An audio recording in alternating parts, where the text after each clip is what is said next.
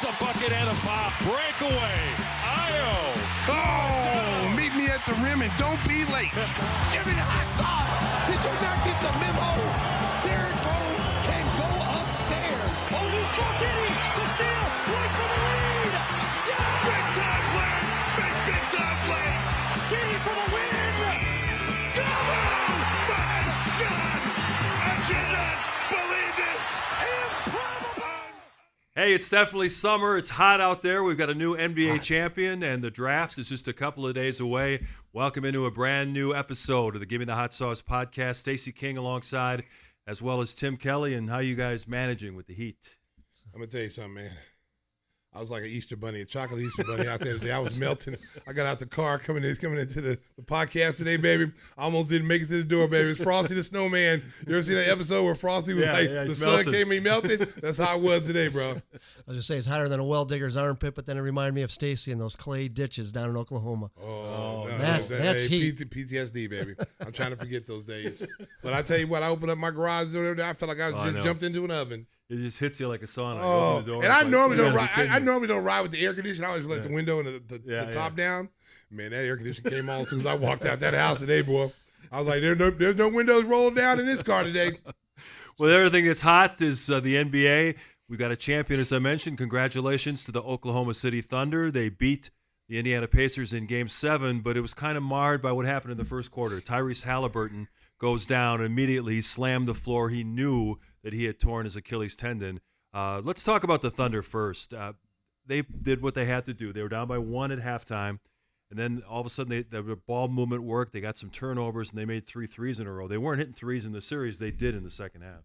Well, Williams stepped up. Williams, he was cold at one point, and then all of a sudden, because I remember in the first quarter and a half, you were sitting there wondering, is anybody going to show up to help Shai Gilgeous? Because he was playing phenomenal. Mm-hmm. The rest of the guys couldn't make shots, and then all of a sudden, they started making shots, and the confidence of the crowd was there. And there is something to be said about having a Game 7 on your home court, because if that's Game 7 in Indiana, they might get blown out by 30 as we saw in Game 6. That momentum and that crowd of energy, that kind of wheeled them through, from that second quarter on. And they got some contributions from the others. People say the role players generally play better on their home floor. Dort hit a couple of big threes. Mm-hmm. You mentioned Chet Holmgren played really well. Casey Wallace had some great Wallace defense. He had like threes. 4 or 5 steals, too. And there was that sequence where it was a 1 or 2 point game, and they had a quick flurry, hit like 3 threes in a row, and after that, Indiana seemed to lose their momentum. You know what? I felt like, they had a shot. They had a shot. They kept the game close. T.J. McConnell played out his mind. If they win that game, Game 7, he might be the Finals MVP. There was a stretch where he went on a 10-0 personal run. And I thought the change in it, we were just talking about before we came on air, I thought that the turning point of the game is when Rick Carlisle was searching for bodies, and he brought Tony Bradley in. Former Bull, who hasn't played pretty much all year long, hasn't played any meaningful minutes in the playoffs. And Oklahoma City was up 4 when he came in the game, and then they went on a run, and all of a sudden it's double digits. And he just really, the momentum changed when he came in the game. And I understand he was trying to give Siakam a rest. He was trying to give Turner a rest. But you know what? This is Game 7 of the Finals. There is no tomorrow, okay? Your stars have to play until the wheels fall off. I'm sorry. You got to go out. Hey, I'm telling Siakam, 45 minutes tonight, brother. Let's go. We got whatever we got to do to win this game, we do. I thought bringing Tony Bradley in and then not bringing Thomas Bryant, who clearly is in game shape to play and has had some moments for Indiana that he's played well. And he leaped over him to put Tony Bryant in, and Tony Bradley, and that was the difference in the game, I thought. Then he threw Bryant in. He took a 3 and missed it, and he was out again. So yeah, but it was a good shot, though. It was a good shot, though. It was a yeah. good shot, and that's a shot that he takes, and that's a shot he makes. I just felt like he was the guy you should have went to if you were going to go sub and you were going to bring someone in to take Turner's spot. Or if you don't like those matchups, then just go small. Just put, Nesmith at the 4, and play Siakam at the 5 and go with a smaller lineup and try to speed the game up. If you don't really feel comfortable with Tony Bradley or Bryant out there, go small. There was a stretch, as you mentioned, where T.J. McConnell was the only guy who could make a bucket for the Pacers. He was their offense in the third quarter.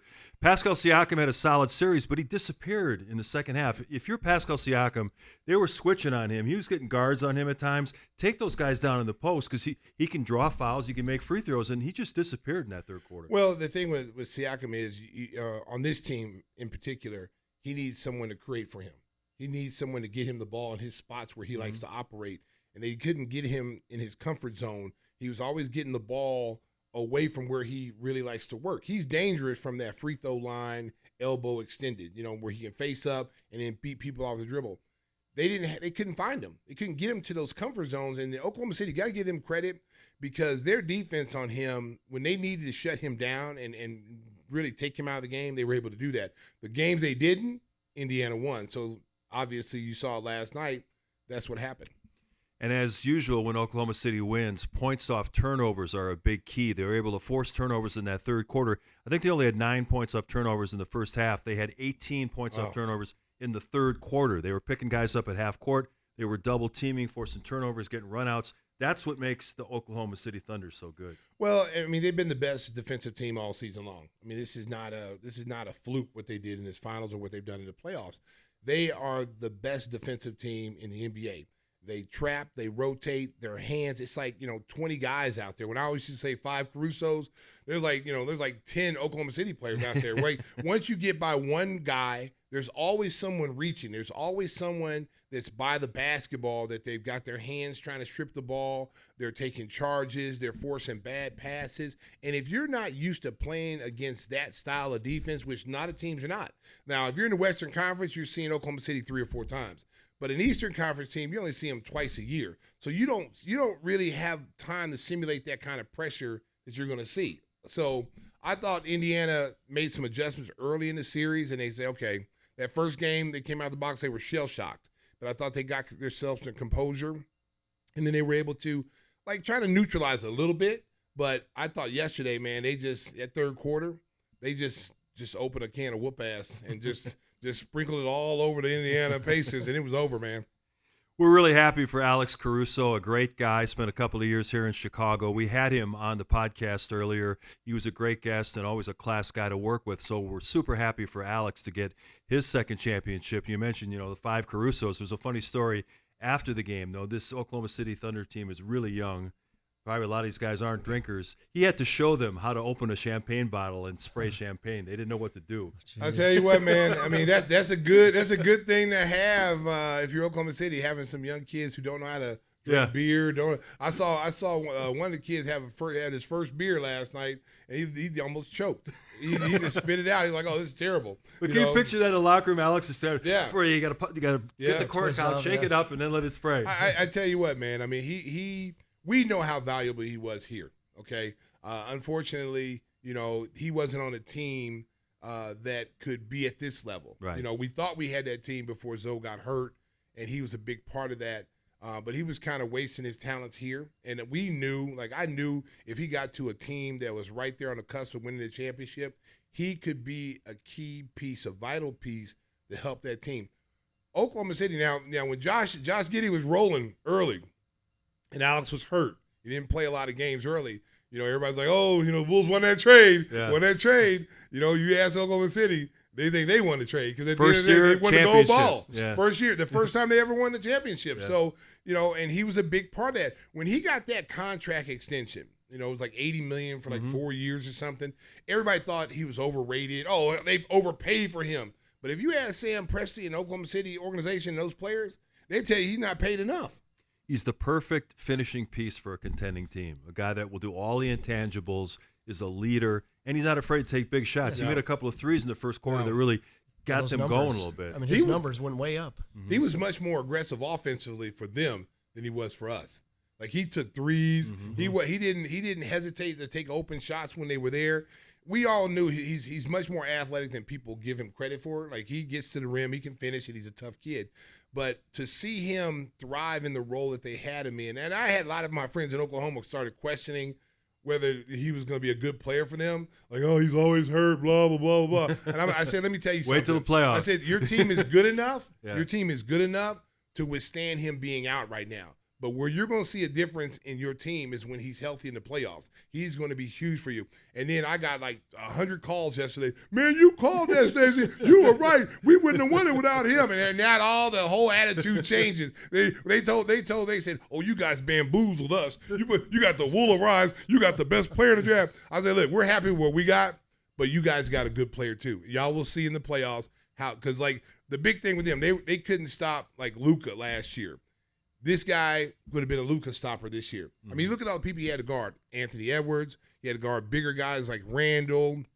Who else did he have to guard? It was big. Oh, Jokic. He's single-handedly with no double team. Yeah. With nobody helping him. He was one-on-one in the post. He had Jokic posting up, taking turnaround jumper to the three-point line. What does that say about you defensively? So now when you see a player like that, another playoff team is saying, well, wait, who can we get?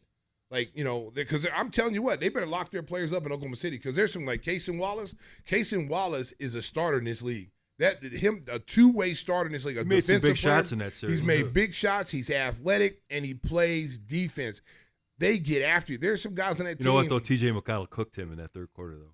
T.J. McConnell was cooking everybody. I ain't going to lie. I mean, it looked like you guys always talk about your rec league experience. Yeah. It looked like a guy at the rec league. He's just going one-on-one, reverse layup, spinning around. Yeah. TJ looks like a guy that they went to a Chili's bar, and he was at the bar, and they said, hey, man, we got a spot for you. You want to come play for us? Okay, you got any experience? Yeah, I played a little pickup here and there. All right, come on, play with us. He was killing them. Listen, I've always America. I've always been a T.J. McConnell fan. Yeah, when he was in Philadelphia, this kid, listen, the art of picking up 94 feet is gone. NBA players do not like to pick up full court, okay? This kid is one in Oklahoma City.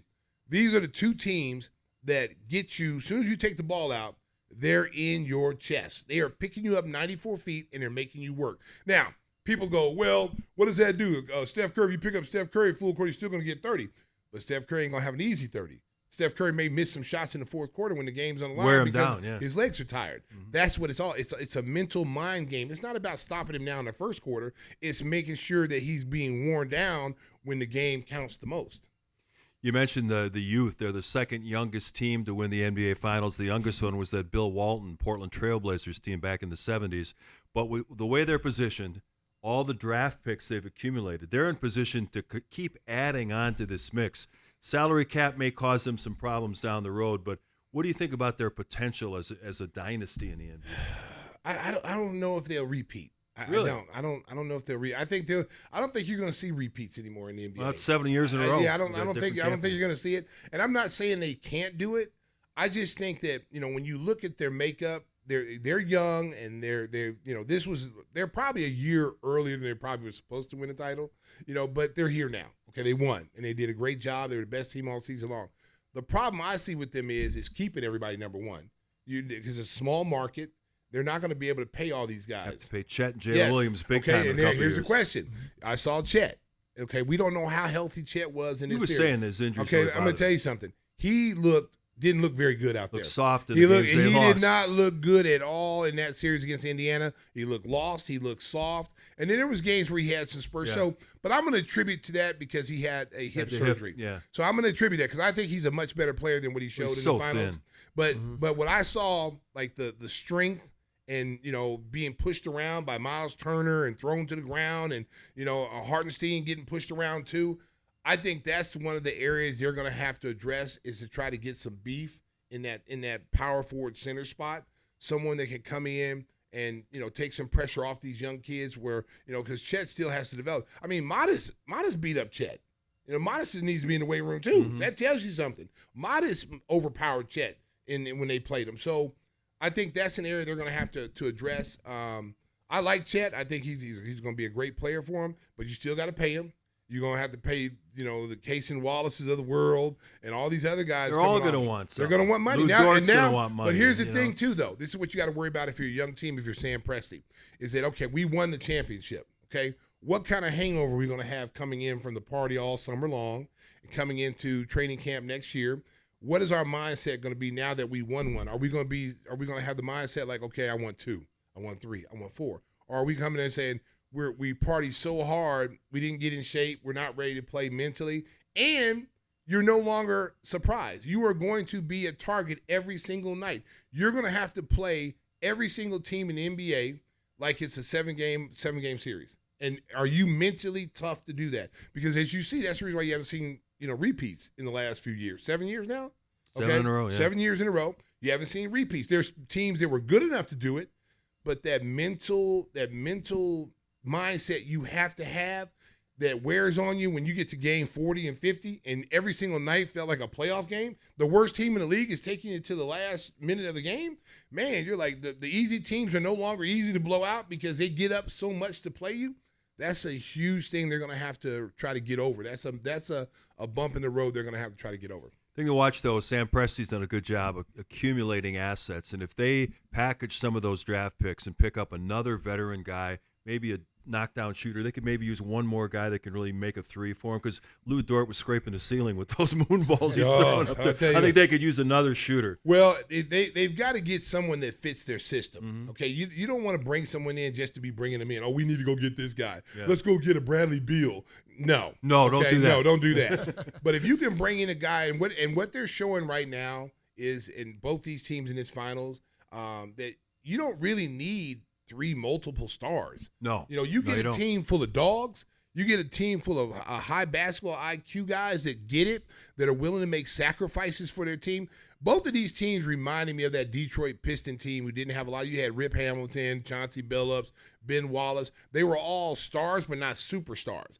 But they all, Tayshaun Prince, they all knew their role. They all knew what they were good at, and they played together as a unit, as a team. And that's what you saw in this finals. Both of these teams played as a unit. They were trying to win it for each other. And that's a breath of fresh air, because so many guys in this league, it thinks it's about me. I'm going to get mine. We need 3 stars. What has 3 stars done to you lately? When was the last time we saw 3 stars, win a championship? Yeah, it depends on what you consider an elite star. A lot of teams had 3 really good players, but it's not like the old days where you think you got to go out and get 3 top-end superstars. Teams and pay all the money to all those guys and have no money, because what is shown right now, you need reserves. You need quality depth. If you don't have quality depth in this league, you're most likely your first round, second round exit. If you got quality depth, which both of these teams had, that's why they're in the finals. Other big story from the postseason: 3 different, speaking of stars, snapped Achilles during these playoffs. Oh, Lord, Damian Lillard in the first round for Milwaukee. My Achilles hurting right now. Then it was Jason Tatum with the Celtics against the Knicks. And then last night, Tyrese Halliburton. And when he went down, boy, he knew it. There was some risk. He had the calf strain. I think doctors warned him, hey, listen, you can play, but be aware that thing could snap. And when he made 3 threes, he was playing good. You could see he was really feeling himself. And then that injury went down, and the whole building just went. Let me tell you something. Quiet. That was a turning point of the game. Regardless of how Indiana played after that, which I thought they played, they played as best as they could. They were in the game the whole time, but him losing their guy that hits the big shots for him, the guy that calms you down, the guy that gets the ball to the right people at the right time, and a kid has got confidence. He's playing with so much confidence right now. That was devastating. And to see him go down with an Achilles injury, it's like, wow. That's like Kevin Durant when he tore his Achilles. Yeah. He had a calf injury before that, came back and tore his Achilles. So now you're starting to see, like, that's kind of, I'm not a doctor, but it seems like everybody who's tore their Achilles had calf injuries before that. Lillard, same thing. Yeah. And so it's really sad to see, because you would like to see the outcome, a healthy Halliburton, and how I thought a healthy Halliburton, they win that game. I agree. I thought they'd win that game, even in Oklahoma City, because they beaten them there before. They had confidence. They just blew them out in Game 6. If would have, could have, you get that scenario. But I think if he's healthy, that might be a different champion. And you look at the fact that all 3 of those players I mentioned are in the Eastern Conference, and you wonder how that's going to impact some other teams around the league. Some of these teams may go into a step back, kind of a reload season. And teams like the Knicks and Detroit, who else in the East might be able to challenge? Cleveland, certainly. Miami. It may be their opportunity to make a big move. I'm telling you, Boston's number 1 player's out. So they're talking about reshifting. I've heard, Jaylen Brown's name come up in trades right now. The one thing you don't want to do is panic. The one thing these guys have an advantage is, Damian Lillard's over 30, but the rest of these guys are still young. They're young kids. They're going to bounce back, and they're going to bounce back quicker.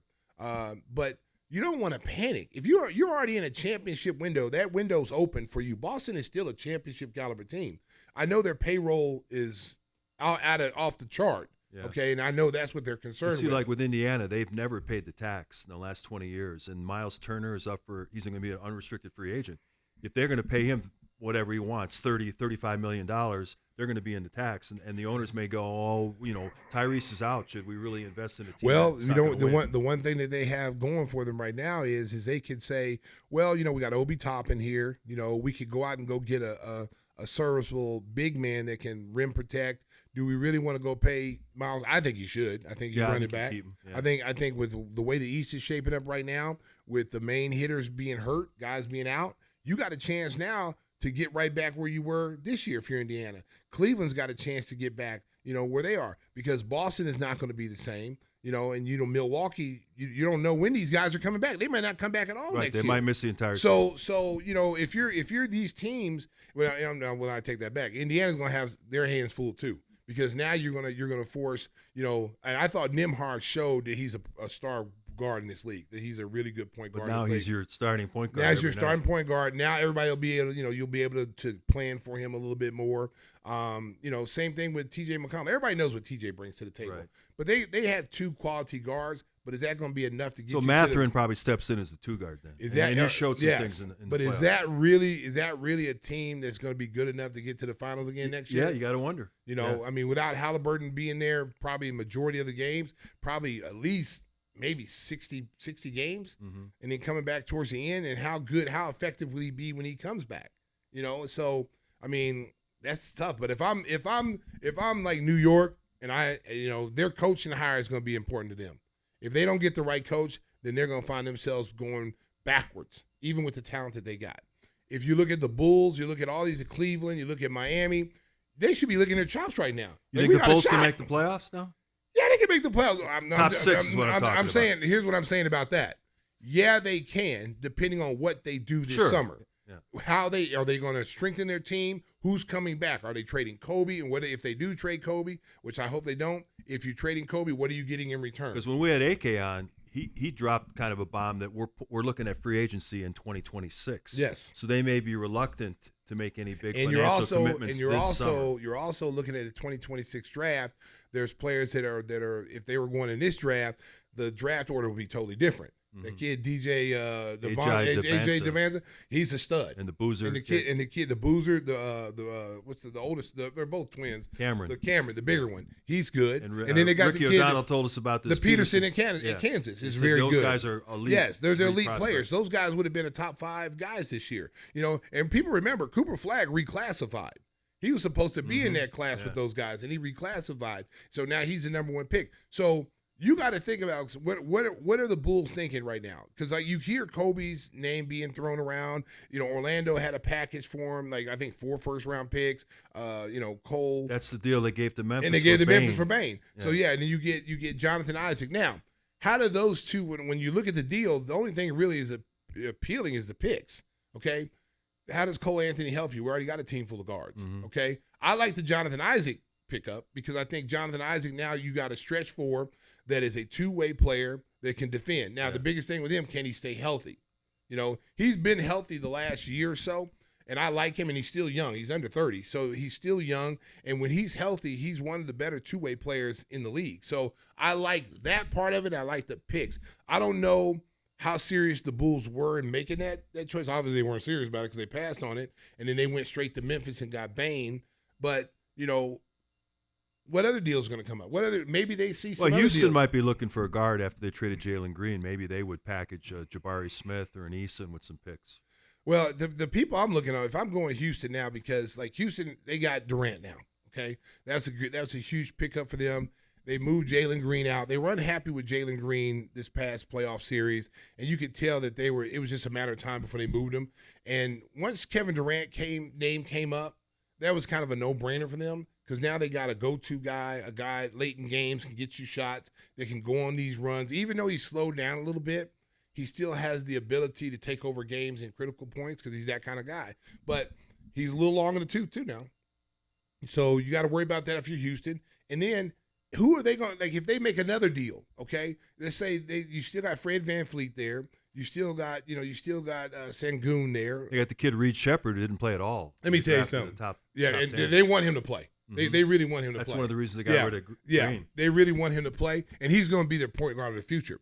But I'm telling you right now, if I was Phoenix Suns, we're talking on the phone. I'd be a hell of a GM. I'm just gonna throw that out there, America, because I'm gonna tell you, if you give me some really crappy offers, I'm gonna hang up the phone and be like, call me when you're serious. Click. Yeah. And we're gonna give you two bags of chips and a Fanta orange for Kobe White. All right. Well, why don't you go ahead and eat that and call me back later. Click. Okay. If I'm Phoenix and I'm getting rid of it, I'm trading Kevin Durant. There's no way in the world I'm not asking for Amon Thompson. I'm not asking for Jabari Smith Jr. I want future. I want future because I'm giving you a guy right now who's a Hall of Famer, a guy that is still. He's probably gonna play for 3 years. I'm gonna tell you something. He's gonna probably play as long as he wants to play because he's got that kind of His body. skills don't fade the way he plays. And he scores, he shoots, and he's going to be a guy. He's going to be a Hall of Famer, and he's going to play probably another 5 or 6 years. He's going to play whatever that contract he has right now. He's going to play into another contract. So if I'm Phoenix. If we're not talking Thompson and Smith and some draft picks, call me when you're serious. Click. We're not talking. And then they'd be like, well, hey, he hung up on us. What's Stacey doing? Well, let's call him back. Did you just hang up on him? I sure the hell did. Okay? If you're gonna offer me a G League player that no one knows about, and he sits the bench in the G League, and you try to give me that guy? No. And I would, boy, when I was in the CBA, people didn't like to deal with me. They didn't like to deal with me. Because if you came with some bogus offers, one of my players, call me when you're serious. Click. Seriously, man, you can't like give up someone like that. See, a lot of these teams, Mark, they realize that you're trying to move guys. They realize you're trying to unload guys. So it's like, well, let's just get the best offer we can. Well, we're going to be sitting on this dude. I'm going to sit on him until we get the offer we want. And if you don't get the offer you want, then you wait till the trade deadline. Because at the end of the day, Kevin Durant's still playing for you. He's still going to get you 25, 30 points every night. So the where Phoenix messed up was bringing Bradley Beal there. They went completely and tried to go 3 stars and not recognizing that you didn't need 3. You already had 2 that were elite. All you needed was a point guard to get everybody facility. Lonzo Ball, you should have called for Lonzo Ball. That's what you should have did. Yeah, now Phoenix has their roster's a mess. They've got 5 shooting guards, nobody up front, and they're going to draft Jace Richardson because the owner went to Michigan State. So that's going to be a lot of fun. Hey, we haven't heard from Whispers. What do you think about Oklahoma City's potential as a team that can win multiple championships? I think they have a real shot at it. I mean, you look at some of these players, they're not going to command huge dollars in these contracts, so I think they can keep stuff under the cap. And you got to have those dogs, as Stacey says. I mean, you look at Williams and Wallace run around and Dort chasing down these loose balls. And, of course, you knew that with Caruso. But that was one of the biggest factors. Even watching that game last night, there wasn't a loose ball or even a rebound. You didn't see a guy slashing through trying to grab it. The West is loaded, though. I mean, you got so many good teams. Yeah, Dallas is going to be really good now, adding Cooper Flag to that mix. But that difference, I think, it just wears people down. Even for Indiana. Yeah, defense travels. That's the one thing about that team. They're always going to be in a game because of the way they defend. And I think, Holmgren's going to put on some weight and be healthier. And he was still a huge factor in the game last night, even though you could tell he was almost tiptoeing a little bit, missing blocks on TJ. That was kind of funny. How many times did TJ take him to the rim? Like 3 or 4 times. Yeah. And he missed one of them. He was going at when he saw Chet because he knew he could turn him around in circles. Yeah.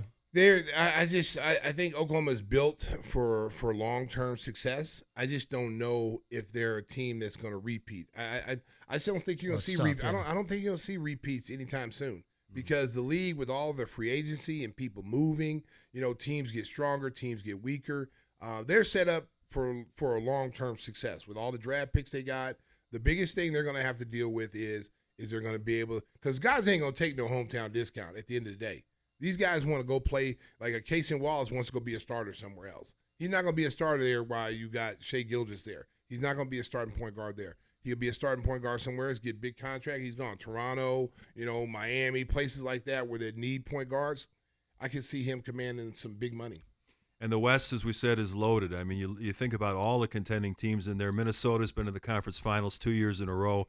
You've got Denver. The Lakers are going to find a center somewhere this summer. Yeah, they're going to buy one. Yeah, they're going to because now they got new ownership. Yeah. They got new ownership. The Dodgers not afraid to spend money. Right. They don't care about going into the cap. They will. I mean, it's proven the Dodgers. They won the World Series doing it their way. Okay, they're starting to spend dollar for dollar with the Yankees. So you got that ownership coming over now, taking over the Lakers.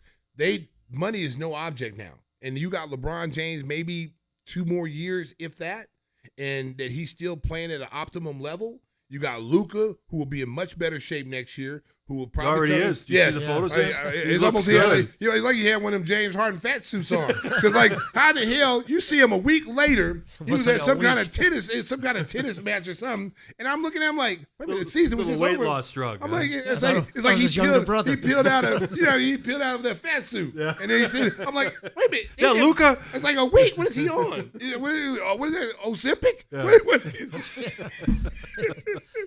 Yeah, Luka's looking great, so we'll see how he holds up when they're the going to spend money. Comes around. They're going to spend money in L.A., bro. Don't count the Lakers out. Golden State will be around with Jimmy and Steph and Draymond, so it's going to be fascinating in the West next season. We'll talk more about the East and what the Bulls might do in the draft, which is coming up later this week. But first, we're going to talk about one of our great sponsors for all your insurance needs, auto, home, and business. Make sure you reach out to the best in the business, our good buddy Jeff Buukovich, and nationwide. You can reach him at jeffvook.com. The phone number 847-825-4783. Best jingle in the business, courtesy of Stacey King. Nationwide is on your side. Nicely done. So contact Jeff with all your insurance needs. Tell him that Gimme the Hot Sauce sent you, and he'll make sure to take care of you. Coming up next, we'll look ahead to the draft. What might the Bulls do? They have a pick in the second round as well. We'll look ahead to that when Gimme the Hot Sauce rolls on. The NBA draft is almost here. We had Ricky O'Donnell on last week. Make sure to check out that episode. He really broke down all the guys that are likely to be available in the Bulls range. The one guy we didn't talk with Ricky was Colin Murray Boyles from South Carolina, 6'8" big man, not a shooter, but he's considered the best defensive front court player in the draft, a guy who can protect the rim, who can block shots. He may or may not be available at that 12 pick. You know, you never know what's going to happen on draft night. Would you be okay, Stacey, with the Bulls taking a guy that really doesn't bring much on offense but can protect the rim and give you some things on the defensive end? No, okay. I wouldn't be okay with it. All right. Listen, we got a lot of 6'7", 6'8" guys. We need some size. We need some girth, okay? If I'm going to go after that kind of player, then I want him to be versatile enough where he can make some shots. You know what I'm saying? Where he can be a legit stretch four. We don't have time to – I don't want to say we don't have time to develop, but we already got players like that. You got a Patrick Williams in that kind of that role right now. You need to go out and get somebody, especially if you're not bringing Vooch back. You got to go get a young center. You know, you got to go get a young big. You know, maybe Queens, you know, slips down there. I don't know. I'm hearing. Yeah, Derek Queen from Maryland is one of the guys that is falling. Yes, as we and I tell you, the kid Ace Bailey is falling too. A lot of people. Yeah. He was like top 3 down. I've seen some where he's anywhere from 6 to 12. So the Bulls have been mentioned as a team that might look to move up to get him. Would you be in favor of trading up to get a talent like Ace Bailey? Depends on what we have to give up. You have to give up a lot to go from like 12 to 4 or something like that. It all depends on what we got to give up. I mean, give me a package, Mark, and I'll tell you if I want it or not. Call me back later. Uh-oh. Give me a package, Mark. You got hung up on. You were on the phone right now, Mark, and we're talking about trade for Ace Bailey. Go ahead, give me a package, Mark. They would want the 12, and they'd want one of your young players. They'd probably ask for Kobe White. You're AK. You're AK. You're not Mark. You're AK. Go ahead. I'm the other team, or I'm the. No, Bulls? I'm the other team. I'm the other team. So you've got the right. No, I'm gonna be AK. I'm gonna be AK. You go ahead. You tell me what you want. I'm AK now. No, I'm AK. You the other team. All right, we'll give you the 4 pick. Okay. But we want the 12 and Kobe White. 12 and Kobe White. Mm-hmm. Hold on, Mark. Let me talk to somebody real quick. They want 12 and Kobe White. What do you think? No. Mark, call me when you're serious. Click. Well, see, then their assets drop dramatically because you couldn't trade Josh Giddy because you can't sign and trade him until free agency. But you'd also have to take a player back. You're not just going to trade Kobe and a pick. Yeah, there's some teams that have cap space, but not that much cap space. That's what I'm saying. Yeah. So you're going to have to take something back from wherever that team who's going to draft that kid, Ace Bailey. You may get trash back, and you may get a big contract back that you don't want. That's going to be on the book. So you're already going to be on the hook for Josh Giddy. Yeah. You're going to be on the hook for Patrick Williams, $90 million, wherever he made. You got to have Well, to pay Ayo at some point. What if the offer is Lonzo Ball, Patrick Williams in the 12? Oh, that's entertaining. Okay. I got to talk to somebody over here. Listen, you know what? We got Mark, something serious. Mark, we got some. You're serious now, Mark. You're serious. I like that. I would have to say I'd have to investigate that. Yeah. I'd have to investigate because one, you would get off Lonzo's contract. You'd like to get off that Patrick Williams Lonzo's contract is tradable. That's a okay? team-friendly and contract. everybody whoever wants has him. it. Yeah. I don't want to part with Lonzo. I love Lonzo's game. I think Lonzo is going to have a good year for them next year, wherever he's at. I'd hate to get rid of Lonzo, but if I got a chance to get a young talent like Ace Bailey and I'm going to give up him or Patrick, I got to make that sacrifice. Yeah, just the counter-argument would be, what if Ace Bailey turns out to be Patrick Williams? No, he's not. I can tell you that right now. The kid, you watch that kid play, plays with, he's got dog in him. He's highly skilled. He's kind of, if you compare his game, not his mentality, his game. Prime Paul George. Mm-hmm. He's got that type of game. Got to learn what a good shot is. That's one thing. Yeah, but you know what? You're 19, he's 18 years old. You know, you're on a Rutgers team that's not going to win. You got both him and Harper there. They had to carry that team. That's embarrassing. They weren't a 500 team, didn't make the NCAA tournament with 2 top 5 picks. Well, you might need to look at coaching. Because if you got those kind of talent, you know, what plays are you running? Are you just playing pickup games? You playing a glorified AAU? Are you running sets and putting these guys in position to make their team better, but also be able to thrive in a system? So we're making trades. We're firing yes. coaches. We're doing fired. it all here yes. on Gimme the Hot Sauce. Yes, there will be no Rutgers stone. looking for a new coach. No stone unturned, baby. If you're not doing your job, hey, we'll talk to you later. Goodbye. Click.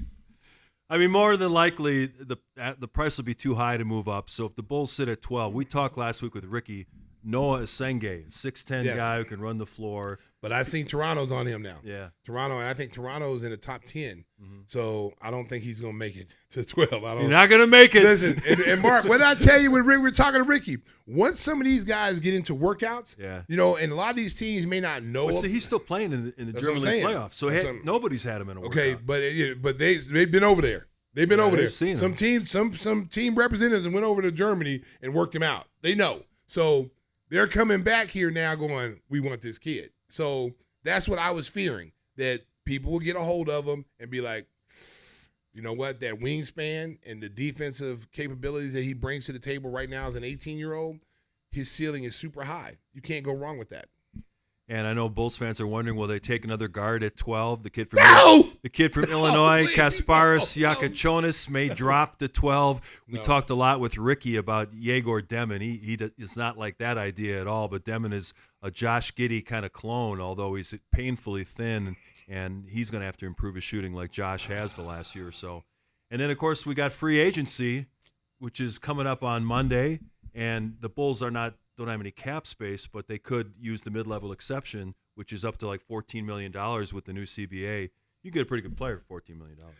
Well, I mean, the question remains is what direction we're going. Yeah. You know, I mean, that's going to determine how much money they spend on the mid-level exception.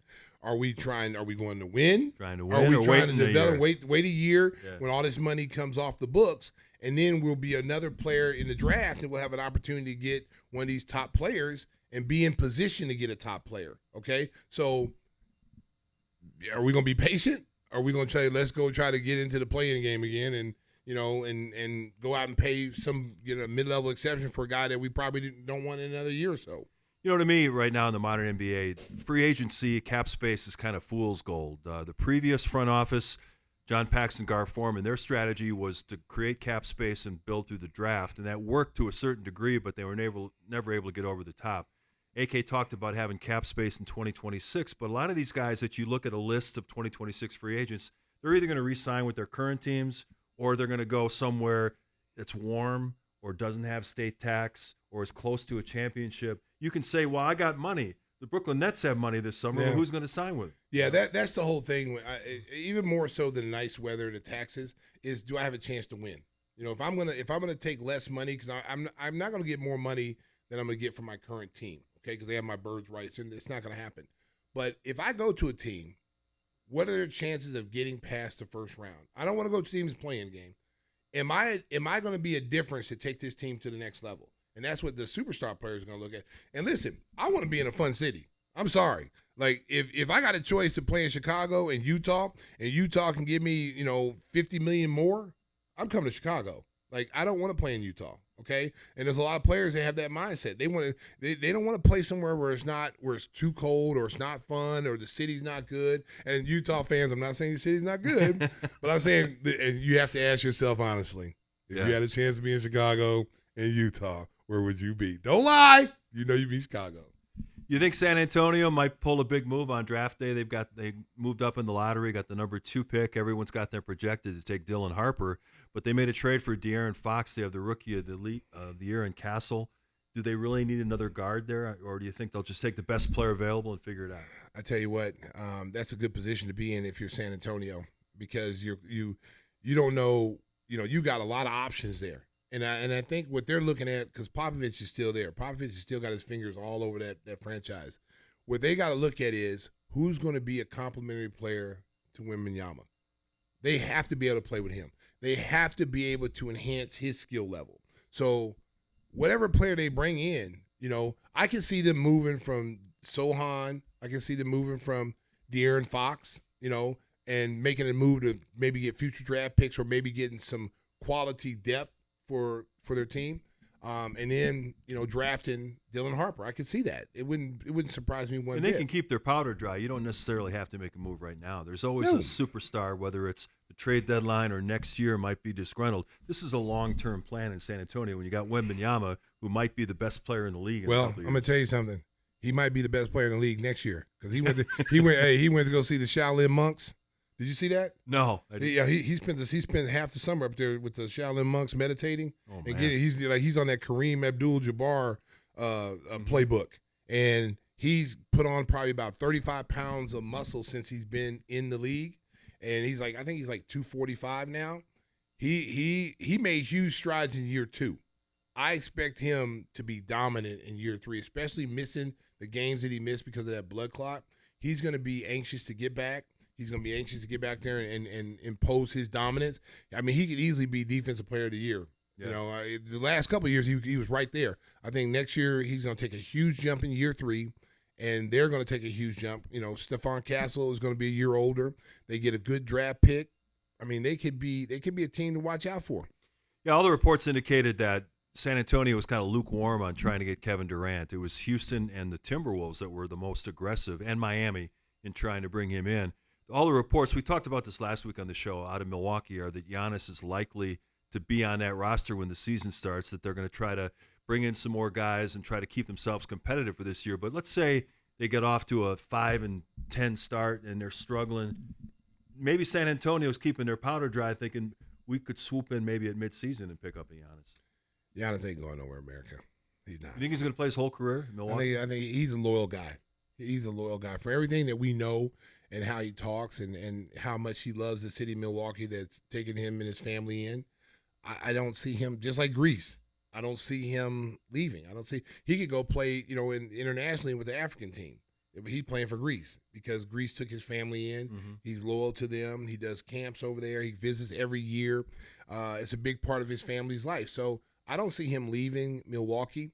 I think if he's ever moved, it's because Milwaukee says, hey, look, we appreciate what you've done. We want you to finish out your career winning. Wherever you want to go, you tell us where you want us to go, and we'll make that happen. I don't think he'll come in and say, trade me. Mm-hmm. Because, and I love Giannis. And the thing about Giannis right now is Giannis is starting to get that, that LeBron James, playbook where I want to be a decision maker. I want to tell you who to get. Because I guarantee you, Mark, if they went back and revisited that trade that sent Drew Holiday to Boston, I guarantee you they would rethink that. I guarantee Giannis re-upped right after the Lillard trade. Yes, and I'm telling you right now, that was the downfall of that team because you had a selfless star player in Drew Holiday. There was a two-way player that didn't care about stats, didn't care about numbers. He just wanted to win. He'd do whatever it takes to win. He's a great complementary player to him. And then the kid, Chris Middleton. Yeah, Middleton hit the wall though after that injury. Yes, and so he was a great complement to that. And not saying Damian Lillard's not a great player, But Damian Lillard hasn't, Damian Lillard is a one-dimensional guy. He's a scorer. Yeah, he's not a defensive player. And in the Eastern Conference, you're going up against guards where you got to play defense. You just can't rely so much on your offense. And, now that he's hurt and you don't know when he's going to come back next year, you're going to lose Brook Lopez probably. There's going to be some other key players you're going to lose off that team that won that championship with Giannis a few years ago. Where do you go? How do you rebuild that team quickly and stay relevant until you get your star player Lillard back? Yeah, so this offseason is going to be fascinating because of those injuries we mentioned, the key 3 players in the Eastern Conference that had Achilles tears. There's going to be some teams that are looking to regroup and maybe take a gap year trying to figure out maybe we reload and get ready to go for 26-27. So, as far as the draft, though, coming up, Bulls at 12, you got a prediction who they're going to take? No, because it's so unpredictable. It could change. I mean, here you see a guy's like top 5, all of a sudden he's down there at 12.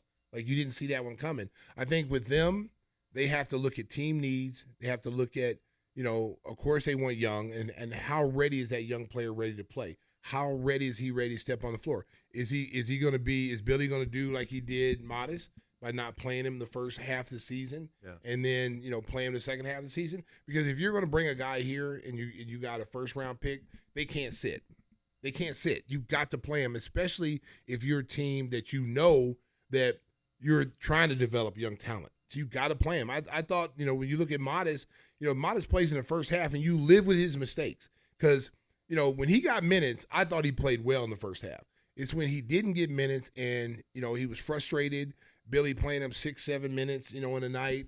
And I thought that really his confidence kind of wavered a little bit. His three-point shot wavered a little bit. But once he knew he was going to be out there after the trade deadline, he was a completely different player. So now you add him, you add a good first-round pick, coming up in this draft, and then you get the development. And I'm still on the Patrick Williams bandwagon. I know Bulls Nation. I know some of y'all are not, but this will be the last year.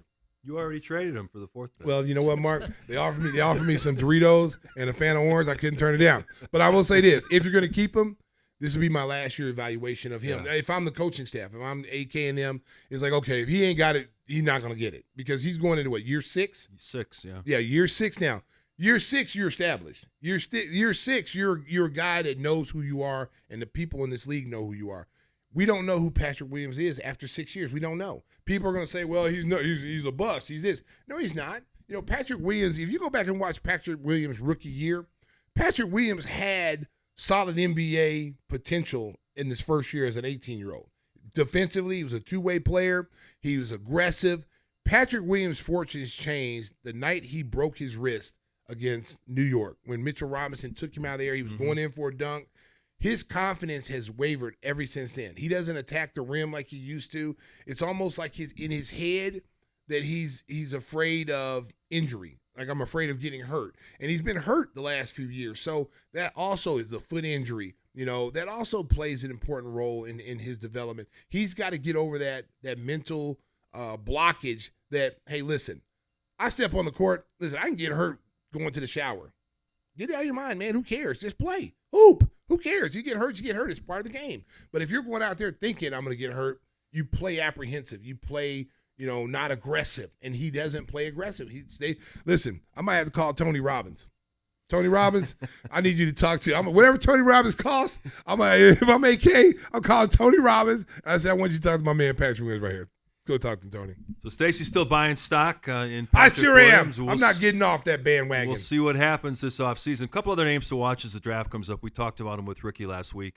Asa Newell from Georgia and Thomas Sorber from Georgetown. Sorber's a legitimate center, 7 foot, athletic. He's a guy that would fit, especially if the Bulls plan to trade Buukovich.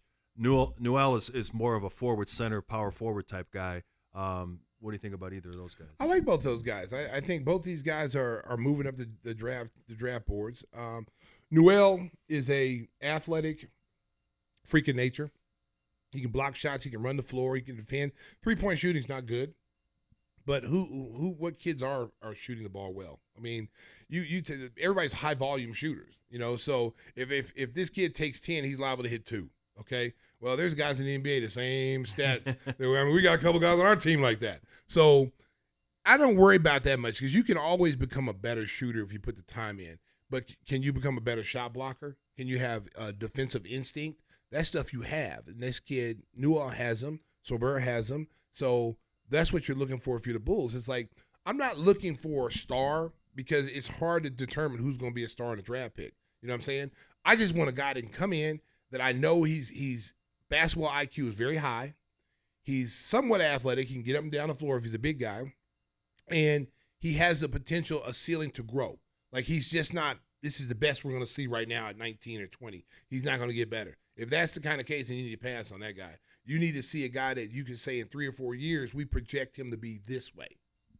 Yeah, my prediction is going to be when Adam Silver goes to the podium, he's going to say, with the 12th pick in the NBA draft, the Chicago Bulls select Yegor Demon from BYU, and the people are going to go, what? Wait a minute, Mark. And AK is going to go to actually, he's not, because Mark Eversley is going to go to the podium. He's going to say, couldn't believe he was on the board. Yeah. It was our turn to He was pick. very high on our draft board. We couldn't believe he slipped that far. We thought he was going to be in top 5. Listen, Mark. Listen, I don't know that happened. I don't see why you would do it. I would see why if you do it if you knew we were going to get Josh Giddy. Yeah. Okay? Because he's almost a clone. It's a clone, just a bigger version. You know, I don't think he's as good a guard as Josh. You know, I don't think he's as good a guard. I think Josh is still developing. Whispers is laughing. He's with me, right? Well, you've already heard these comments about them both running the floor and the playmaking ability and getting Kobe these open shots and then the 6'10" wingspan. And they're already saying this stuff. It really concerned me. So when you just said that, I started laughing already. I'm like, that's who they're going to say. Yeah. I listen, man. Listen, I got faith in them, man. I hope they don't. Yeah. I just think if you still have Lonzo Ball on the roster and you still have Josh Giddy, why? There's the question. Why? Because then now you got a guy who's not known as a defensive player. You got 2 of the 3 people that I just named. If you take him and you got Josh, those are not very good. You still got Io and Kevin Huerter. Yeah. Carter. We got a team full of guards, and it's trust the listen. process. I'm not testing the process. We're too small. You can get away. Listen, you can get away playing a small team back in the day with Don Nelson. Okay, you want to play 5 guards and run up the floor. You can't get away with that in this league nowadays because everybody has size. Most people's guards are 6'6", 6'7". So when you're trotting, Io out there playing the power forward spot. He's not a power forward. He's a guard. He's a point guard. You know, you got to get some size. You got to get some length. You got to get some depth. And if you got to get that in this draft, man, don't draft another guy. We'll come back and check next week's show. We'll be laughing. Yeah, you know what? Make sure we mark this down on next week's show so Mark can play it again. He can play. He can be Adam Silver, and we can play this the next week. Hey, we got to talk a little baseball, too, before we get out of here. Cubs still in first place. They are hotter than the weather. Actually not. They struggled over the weekend against the Seattle team, giving up a ton of home runs, the Mariners. PCA, he's becoming like, along with Caleb Williams, Connor Bedard of the Blackhawks, and Modest, the young faces of Chicago. Yeah. This kid is a legitimate MVP candidate. The way he plays defense in center field, hitting home runs, driving in runs. I mean, he's become a sensation. He's got that personality. Yeah, that he's got the it. Love. Yeah, he's got the it. All those players that you name have that it factor. Mm-hmm. They're still young and they're not reached their potential where they can be, but they have that it factor, and people want to see them. They're must-watch TV. So he's right now garnering a lot of attention. A lot of people talking about this kid. You know, one day being MVP of the league. You know, so. I'm on the Cub bandwagon right now, baby. He's got the Dodgers hat. I got a Dodger hat on right now. First of all, America, the Dodgers, it's L.A. You know, it's for Lawton area. It's not Lawton for area. Okay, Lawton area. That's where I'm hometown. Remember that? Yes, that's where I'm from. Not from Los Angeles. It's Lawton area. Shout out to the 405. Hey, Oklahoma City Thunder, baby. I love y'all, baby. Except when y'all play the Bulls. I love you, Thunder. Way to go, boys. Bring that title to Oklahoma, boy. Sooner State. The funny thing about PCA is, you know, they made the big trade for Kyle Tucker, and they thought, here's a potential MVP candidate, and he's having a really solid year. But everybody's talking about PCA, and he's become this sensation. You watch some of the national shows on MLB Network, they can't get enough of PCA. It's been amazing. Well, next year we'll be saying this about them and another young face. That's There you coming up go. and taking over the league. Whispers is on board. Oh, man. There we go. You suck up. You suck up. We're impartial here, man. Of course, the Cubs have 4 games coming up in St. Louis where it's going to be like 100 degrees. That'll be a lot of fun. Remember when St. Louis used to have the AstroTurf? Yeah. And it was like 140 degrees on the turf. Guys are dropping like flies. I mean, that was really bad. But this series is going to be interesting because the Cardinals were expected to kind of have a rebuilding year, maybe trade off some of their players. They couldn't trade Nolan Arenado. He vetoed a trade where he was supposed to go to Houston, I think, and he said he didn't want to go. But it's going to be interesting to see how this race develops because a few days ago, the Cubs were 5.5 up on 6.5 up on Milwaukee. Now it's down to 3.5. St. Louis is, I believe, 4.5 back. It's going to be interesting. I think this is going to be a tight race. This is what happened last year. Like, you get to the point where you want to believe in them. Mm-hmm. Like, everybody's on board, pushing the chips to the front, and all of a sudden, injuries, they go through cold slumps, they don't hit, they're not hitting, and then they fall behind again. It's like, oh, man. That's why I'm hesitant. That's why I'm hesitant. Stacey wants to get on I want to board. get in. I want to get in, Cub Nation. I want to be support these three. But, man, I got. Hey, I'll talk to you after July 4th. He's got the Lawton area hat. Yeah. He's got the Cubby blue shirt, Yes, so he's kind of inching that way. July, talk to me. If they're still in first place in July, baby, after the 4th of July, I'll be rocking my Cubs hat, baby. I saw a report earlier today from Bruce Levine, who's been covering baseball since the start of time. That's my guy, Bruce. Yeah, that the Cubs might be making a move for a starting pitcher this week. So they're trying to get out ahead of the curve. The deadline isn't until the end of July. Before somebody else grabs that pitcher. Yeah, because Shota's back this week. He missed almost 2 months with that hamstring strain. But if they add another starting pitcher with Imanaga, that gives him a pretty good So have you rotation. heard about pulling Chapman off the couch? Aroldis, yeah. I told you. I said that a couple weeks ago. Yeah. So Yeah, that'd be I'd interesting, take right? him As a second closer, because as a Still guy that throwing comes 100. in to eat up some innings for you, he's still throwing 100 miles an Kind of hour. funny though. I mean, see him back. He's been with a lot of teams over the last few years. But yeah, I'd take him if the price wasn't too high. But he's not a bad guy in the locker room. Again, Stacey would say, "Call me when you're serious." Yeah. Hey, listen. Depending on what I got to give up for him, because like if he's sitting at home and chilling, hey man, because He's in Boston. He's in though. Boston. He's the closer. Yeah. Yeah. So what is his numbers? Are they good? I'd have to look him up, but I think he's doing pretty well. Well, then I make that move from the Cubs. So Stacey's wheeling and dealing. I'm wheeling and dealing. Making All baseball sports, baby. trades, All sports. firing college basketball coaches. Yeah, hey, man, he's getting Rutgers it done. coach. Rutgers, hey, no way in the world. Y'all shouldn't have got Can't to make the this. tournament. Yeah, you can't The make two top tournament. five picks. Two NBA lottery picks. Come on, man. Something Gotta ain't, go. Something ain't right out there. Hey, turn your playbook in. Turn your playbook in, man. Oh my goodness, I couldn't believe they didn't make the tournament. I know. That's just embarrassing. I was like, wow, how do you not make the tournament with two lottery picks? People were kicking sand in their faces. Oh man, they were getting Had a beat couple up in big the. wins, They got beat up in the Big Ten. I'm like, oh man, the team was just embarrassing them. Oh Lord have mercy. Northwestern beat them. Yeah, I believe so. Oh man, come on, What's wrong man. with that? It's, Northwestern. Yeah, are they below mid-major? Let's not go down that road. That's a very painful road. Hey, it's time for our regular feature. What are we watching? Whispers, start us Whisper off. Squad. I caught up with the remake Nosferatu. Is that the vampire? Try that again. Yeah. All right. Nosferatu. You got to say it like that too. You know? Yeah, you have to say it Nosferatu. like that. What Nosferatu. streamer can you find that?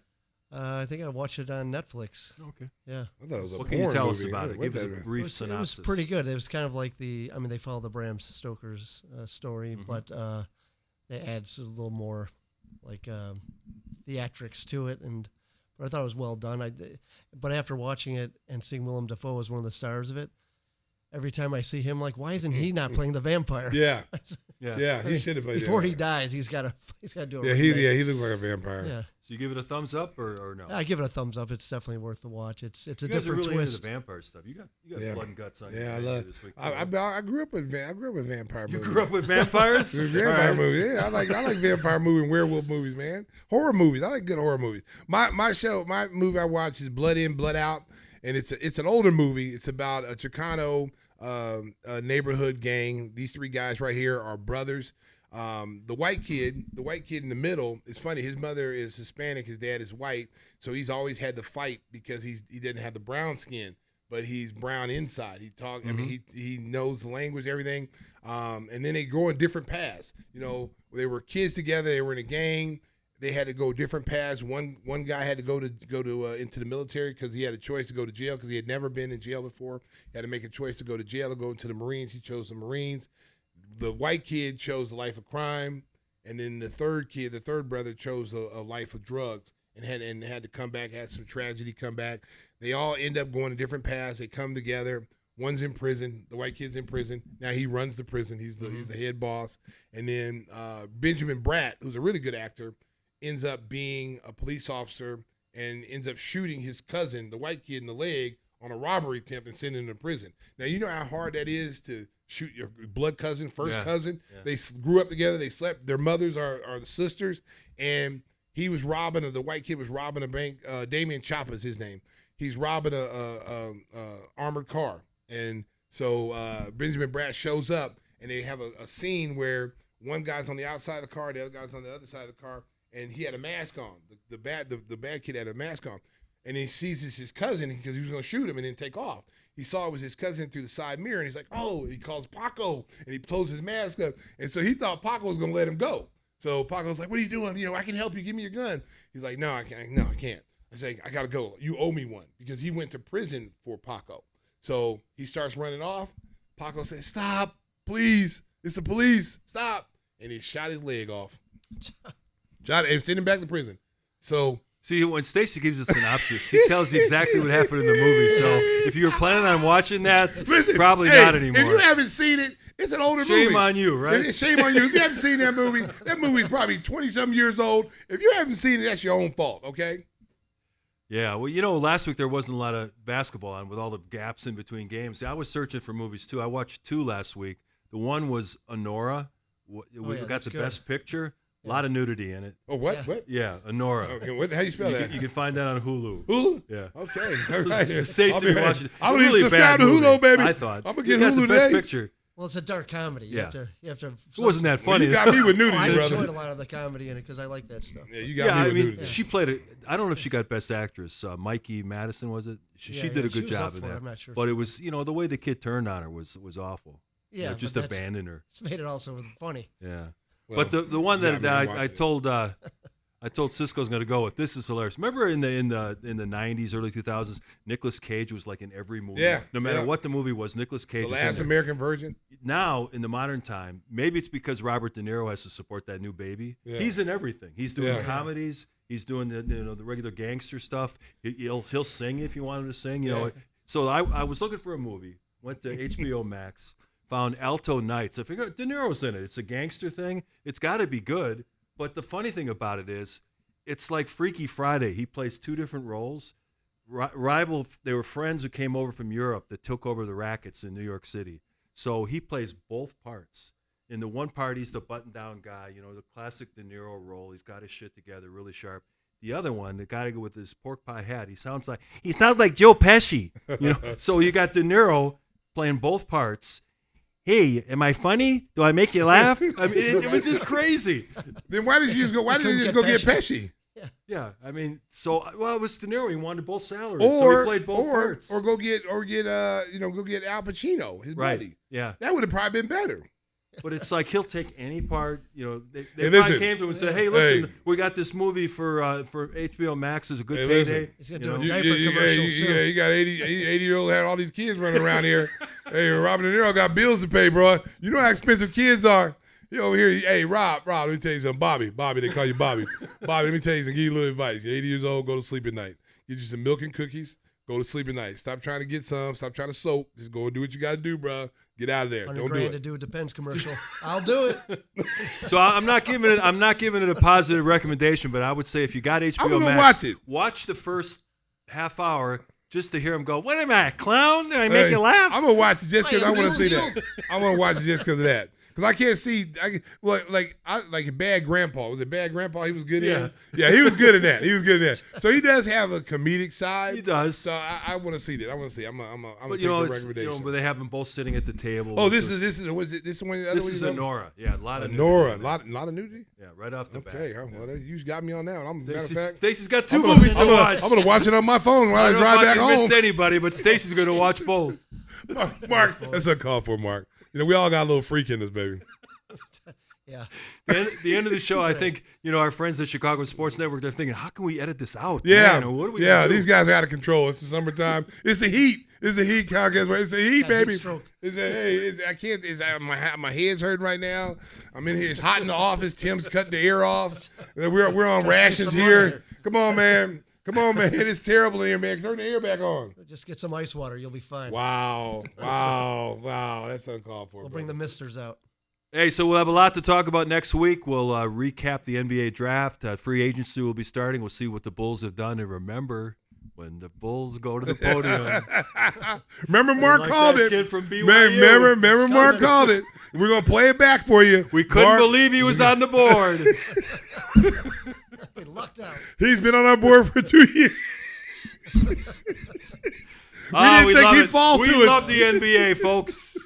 A lot of excitement coming up. We'll be here covered every step of the way. Time for us to get back in the air conditioning. Whispers. He did shut it off about a half hour ago. We're starting. Man, it's hot. It's hot in here right now. For the sound. So everybody, stay cool out there. And Stacey's got one more bit of advice. Hey, drive home safe in Chicago, and put your air conditioner on.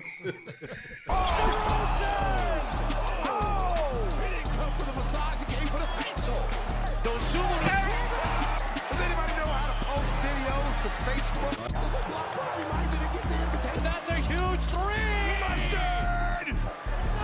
Lonzo left alone. Got it! Sauce. Able to swerve, bend that corner. That's the last time I'm going to say